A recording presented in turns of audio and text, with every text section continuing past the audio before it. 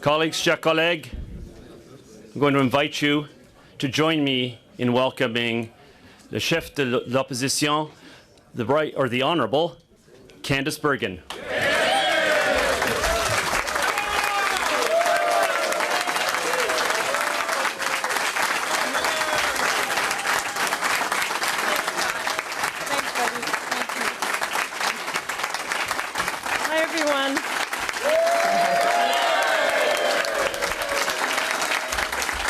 Good morning. Thank you. Thank you very much. So good to see everybody. Thank you very, very much. Bonjour tout le monde et merci d'être ici. It's very good to see everyone. And I'm so excited this morning to be welcoming Canadians into our National Caucus meeting and to have the chance to speak directly to all of you. And so I want to begin speaking directly to those in our country who are watching and are struggling right now.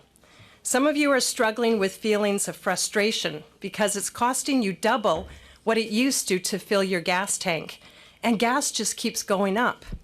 Some of you are struggling with feelings of desperation because the groceries to feed your families are higher than ever, and you don't know how you're going to make ends meet.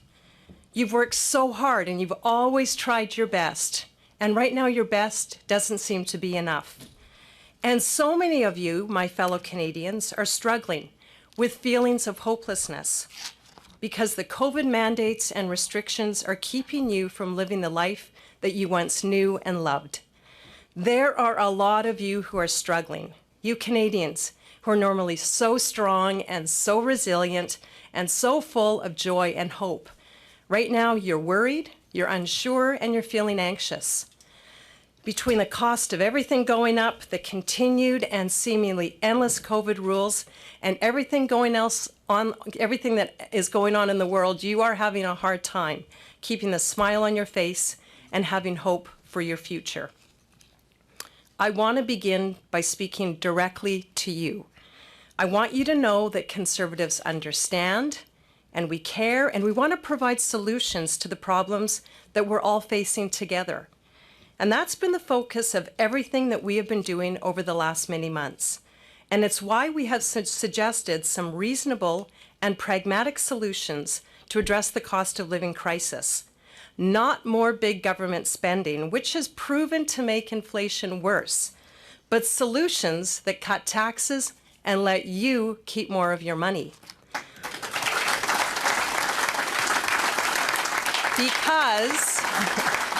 Because, and I think we all know this, the fact is the more these Liberals spend, the worse your life gets. So, we asked the government to suspend the carbon tax and the GST on gas and diesel. That would help a lot to bring down the cost of gas and, frankly, everything else. We've also been asking that the government let Canadians go back to their pre-COVID normal. Experts and leaders across the country agree with us and have called for the federal government to remove the vaccine mandates that are hurting Canadians and causing chaos at the airports. Now, just yesterday, after immense pressure from Conservatives, the government gave in and announced some changes to their vaccine mandates, but they did keep some restrictions in place. Unfortunately, the changes they announced yesterday will do nothing to fix the chaos at the airports. While millions of Canadians who were barred from traveling in Canada now can, it's too late for so many. So many Canadians were hurt while the Prime Minister stubbornly clung to vaccine mandates without any evidence that they were necessary. And while he dragged his feet, families were separated. Grandparents couldn't see their grandchildren, and weddings, funerals, and the birth of children were missed. These are milestones and memories that so many Canadians will never get back. This fact will be the Prime Minister's legacy, a legacy of dividing, wedging, and stigmatizing Canadians, all for his own gain. Because every time we brought forward any of our positive solutions, the Prime Minister always said no. Sadly, he thinks that by saying no to us, Conservatives, he's hurting us politically. But the reality is he's saying no to you, to Canadians. and he's causing you stress. He's causing you hurt. He's causing you anxiety. We're trying to show Prime Minister Trudeau that he's hurting you and get him to change his mind and actions. Not for us, but for you. Nous aimons tous ce pays, je le sais. Quelles que soient vos idées politiques, vos origines, ou votre lieu de résidence, vous aimez le Canada. Surtout, vous voulez qu'il soit son meilleur. We all love this country. I know that. Whatever your political stripe, your background, or wherever you are from, you love Canada and you want it to be the best that it can be. My Conservative colleagues and I do as well, and we want to unite Canadians, but through a different approach than what we have seen. Now, I have to admit, we Conservatives are very different from the Trudeau Liberals. We are. While he divides, wedges, and stigmatizes Canadians for political gain, or tries to scare Canadians by importing U.S. problems to Canada, I and my Conservative colleagues in the House of Commons are squarely focused on doing everything that we can to make life better for you. We want to bring forward real solutions so that tomorrow can be a better day. Now, let's be honest. Here in Canada, we don't always agree on everything. We sometimes, just like any family, have our points of contention. Conservatives believe that's actually a good thing. That's because we believe in Canada, a Canada that celebrates freedom and honors diversity. Now, I'm going to tell you this. When I say diversity, I am not talking about identity politics. I am not talking about separating people based on differences like the Liberals like to do. No. Conservatives believe in freedom of thought, belief, expression, and opinion. And out of that freedom comes a rich diversity. And that's exactly what Canada is about.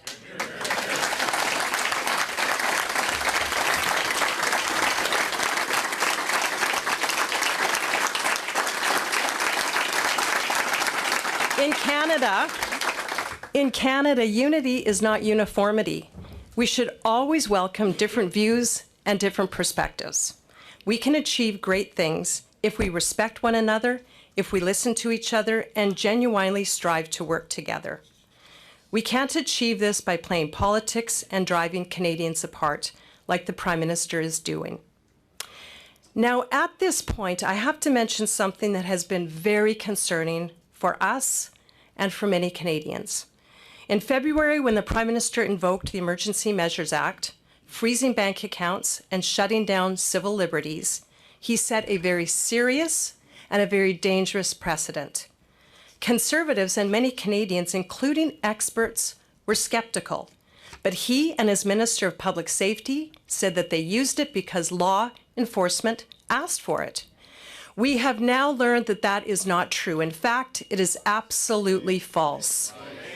We saw the Public Safety Minister repeat over and over again over the course of many months that law enforcement asked for the Emergencies Act, that the Liberals only invoked it because they were asked, that they didn't have any other options. We now know from testimony that was false. The minister misled the House, he misled MPs, and more importantly, he misled Canadians. He has corrupted the committee and the upcoming inquiry, both charged with the task of probing the government for its use of the Emergencies Act. And for that reason, he needs to resign. The Prime Minister needs to ensure that the Minister of Public Safety resigns. Now, I have to tell you, I am concerned that the Prime Minister won't do this because he's done it before. Misleading Canadians is something that we are used to from this government. When Canadians caught the Prime Minister breaking the rules in the SNC-Lavalin scandal and the We Charity scandal, Trudeau shifted the blame and attacked his opponents. He even kicked out 2 strong, smart women from his own caucus just because they called him out. We hope this time he does the right thing and asks the Public Safety Minister to resign. Now, it's also important to remind ourselves that these are the soft on crime liberals who are changing our laws to let criminals who've committed crimes with guns do their time at home under house arrest. They are effectively putting offenders back in the very same communities that are terrorizing them. They are loosening sentencing restrictions for hardened criminals and making our prison system a series of revolving doors. The Liberal soft-on-crime approach has failed Canadians. It's failed you. If you live in a city like Toronto, Montreal, Vancouver, or Winnipeg, this has failed you. Under the Liberals, gun crime has skyrocketed and murders are at a 30-year high. Their gun bans are illogical and ineffective and nothing more than political posturing. Gun criminals need to be put in jail.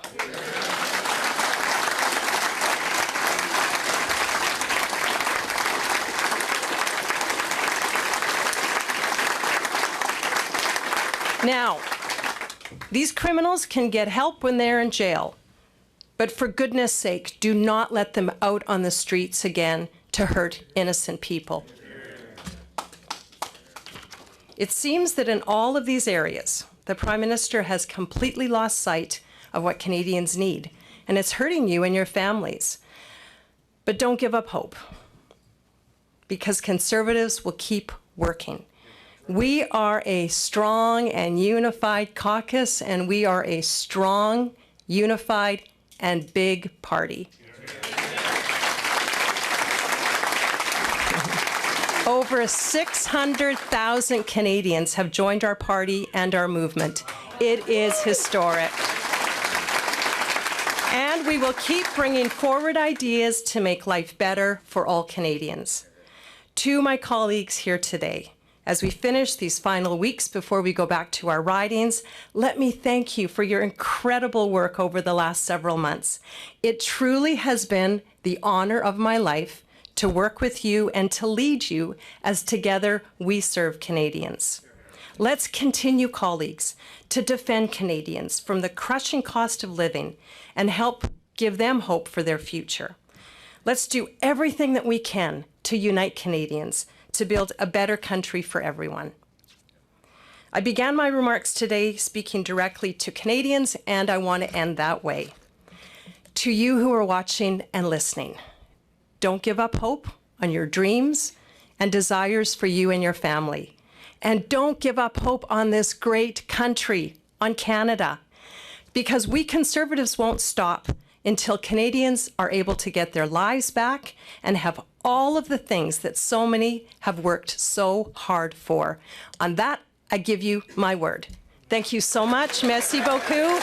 Let's have a great day.